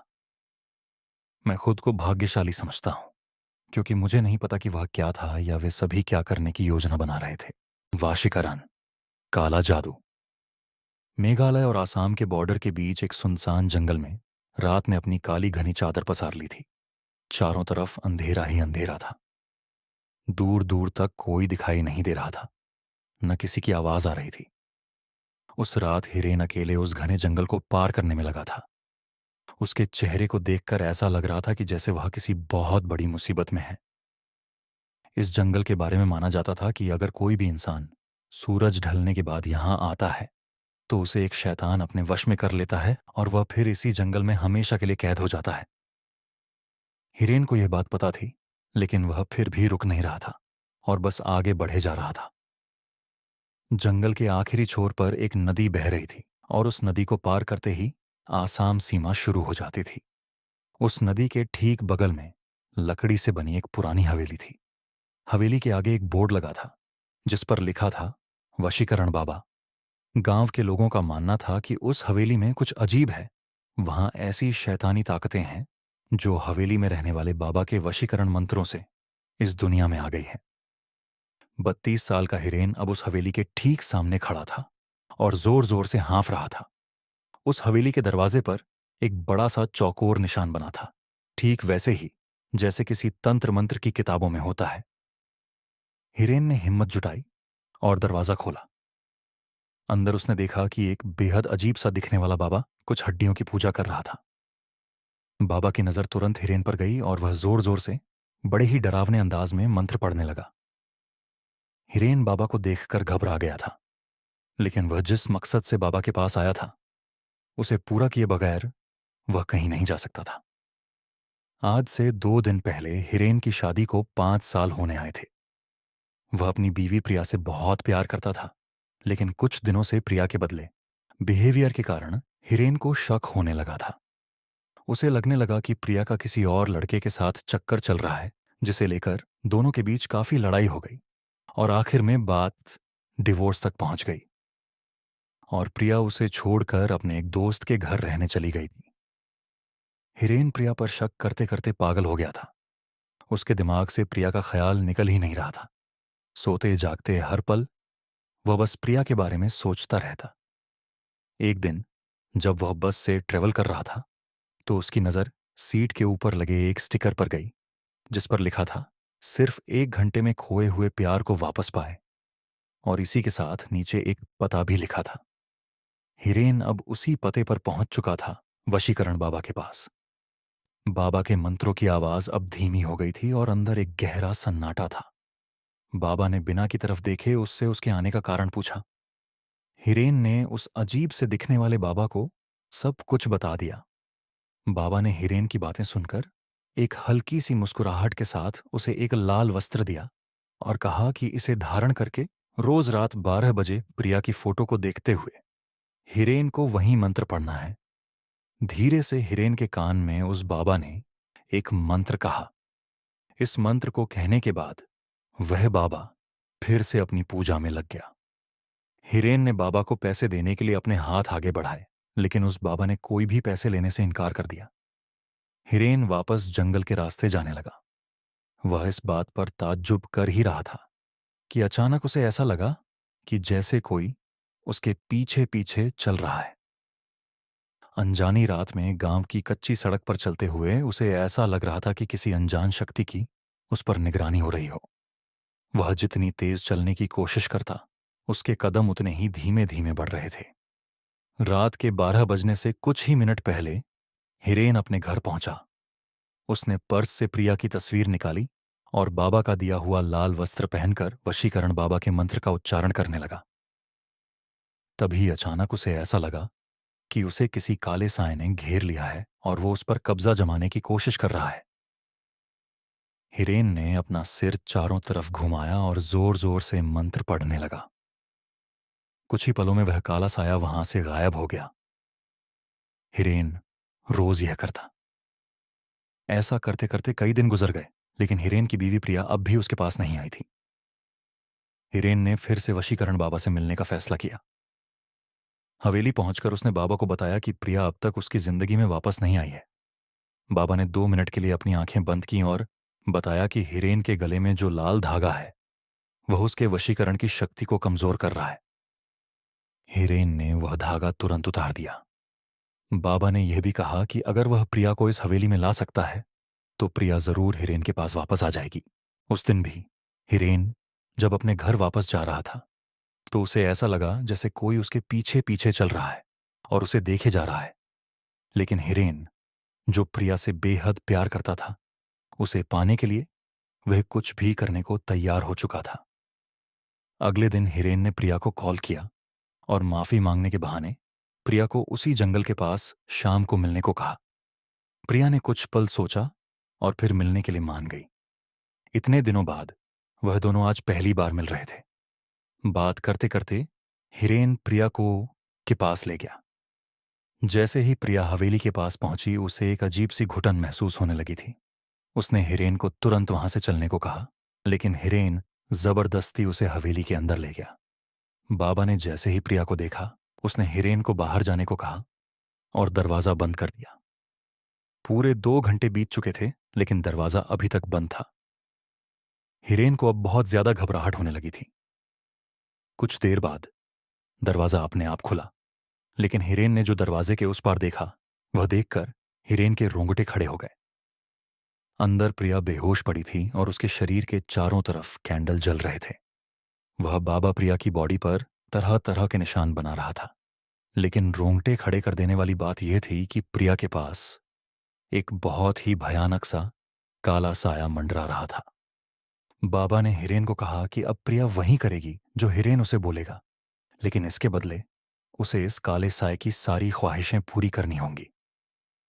हिरेन को कुछ समझ नहीं आ रहा था।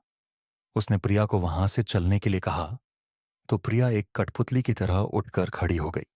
वह एक जिंदा लाश से ज्यादा और कुछ नहीं थी। हिरेन प्रिया की ऐसी हालत देखकर घर पूरी तरह दहल गया था। उसने बाबा से गुस्से में कहा कि वह प्रिया को पहले जैसा बना दे, लेकिन तभी उस काले साए ने हिरेन को पीछे से धक्का दे दिया और वह काला साया उसी बाबा में समा गया। अब उस बाबा का रूप एक भयानक आत्मा में बदलने लगा था। उस बाबा के चेहरे का रंग नीला पड़ गया और आंखें बिल्कुल सफेद हो गईं। वह जोर जोर से हंसने लगा।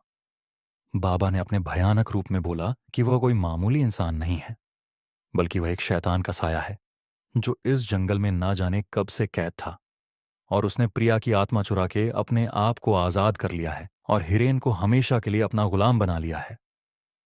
यह सब सुनकर हिरेन वहां से फौरन भागा, पर वह उस जंगल से निकल ही नहीं पा रहा था। वह जहां से निकलता कुछ देर बाद वापस उस हवेली के ठीक सामने आ जाता। धीरे धीरे उसके दिमाग ने काम करना बंद कर दिया और वह उसी जंगल में कैद हो गया। 1.5 महीने बाद उसी जंगल में पुलिस को 2 सड़ी हुई लाशें मिली। वह लाशें किसी और की नहीं, बल्कि हिरेन और प्रिया की ही थीं। शैतान सिर्फ कहानियों में नहीं, रियल लाइफ में भी होते हैं।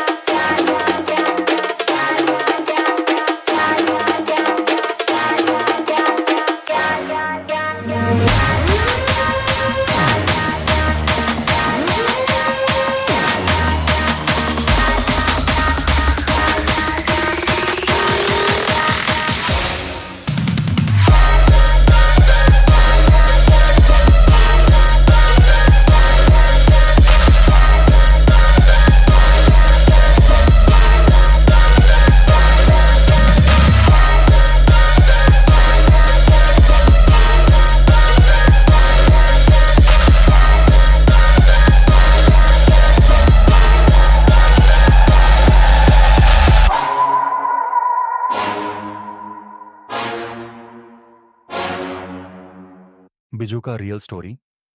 राजेश अपने पिता के साथ एक गांव में रहता था। उसकी माँ, जो उसकी सबसे अच्छी दोस्त थी, कुछ साल पहले एक बीमारी के कारण मर गई थी और तब से वह बहुत अकेला महसूस करने लगा था। स्कूल में भी उसके ज्यादा दोस्त नहीं थे और हाइट में छोटे होने के कारण उसकी क्लास के सभी बच्चे उसे हर वक्त परेशान करते रहते थे। पर उस रात राजेश की जिंदगी हमेशा के लिए बदल गई। उस दिन स्कूल में राजेश की क्लास के बच्चों ने उसका इतना मजाक उड़ाया कि राजेश की उनमें से एक से लड़ाई हो गई, जिसकी वजह से सारे बच्चे उसे मारने के लिए उसके पीछे दौड़ने लगे। स्कूल के बच्चे उसे हर जगह ढूंढ रहे थे, जिसके कारण राजेश को उनसे बचने के लिए एक खेत का रास्ता लेना पड़ा। राजेश उस रास्ते पर चला तो गया, पर उसे नहीं पता था कि उस खेत के बीचों बीच वह उसका इंतजार कर रहा है। वह एक बिजुका, यानी एक स्केयर क्रो था, जिसके सर की जगह एक मटका था, जिस पर सफेद रंग से एक चेहरा बना हुआ था और जिसका पूरा शरीर भूसे का था। उसकी दो आंखें सूरज की रोशनी में चमकते हुए जैसे उसी को घूर रही थीं। उस बिजुका को वहां देखकर राजेश को एहसास हो गया कि वह उस खेत में आ गया है जहां पर कोई कभी नहीं जाता, क्योंकि पूरे गांव को यह बात पता थी कि उस खेत में जाने का मतलब उस बिजुका के हाथों अपनी जान खोना था। वह वहां खड़ा हुआ उस बिजुका को ही देख रहा था कि इतने में जो लड़के उसका पीछा कर रहे थे वह वहां पहुंच गए और उन्होंने राजेश को चारों तरफ से घेर लिया। डरे हुए राजेश को पता था कि उसका क्या अंजाम होने वाला है, तो उसने अपनी हार मानकर उन लड़कों के हाथों पिटने से पहले अपनी आंखें बंद कर लीं और राजेश वहीं खड़ा रोने लगा। पर तभी उसे भूसे के हिलने की और स्कूल के लड़कों के कहानी की आवाज आई। जब राजेश ने आंखें खोली तो उसने देखा कि उसके स्कूल के लड़के जमीन पर गिरे हुए थे और उनके हाथों पर गहरी चोट लगी थी। इस हादसे के बाद सब भागकर अपने अपने घर चले गए। राजेश की हालत घबराहट के मारे इतनी बुरी हो गई थी कि वह एकदम सुन्न पड़ गया और सीधा सोने चला गया। जो कुछ भी उस खेत में हुआ, राजेश रात में बिस्तर पर लेटा हुआ उसी के बारे में सोच रहा था। पर राजेश को यह नहीं समझ आ रहा था कि उस बिजुका ने उसे क्यों नहीं मारा, और यही सोचते सोचते उसकी आंख लग गई। देर रात को एकदम से उसकी नींद खुली और उसने देखा कि वह बिजुका उसके कमरे की खिड़की के दूसरी तरफ से उन्हीं सफेद आंखों से उसे घूर रहा था।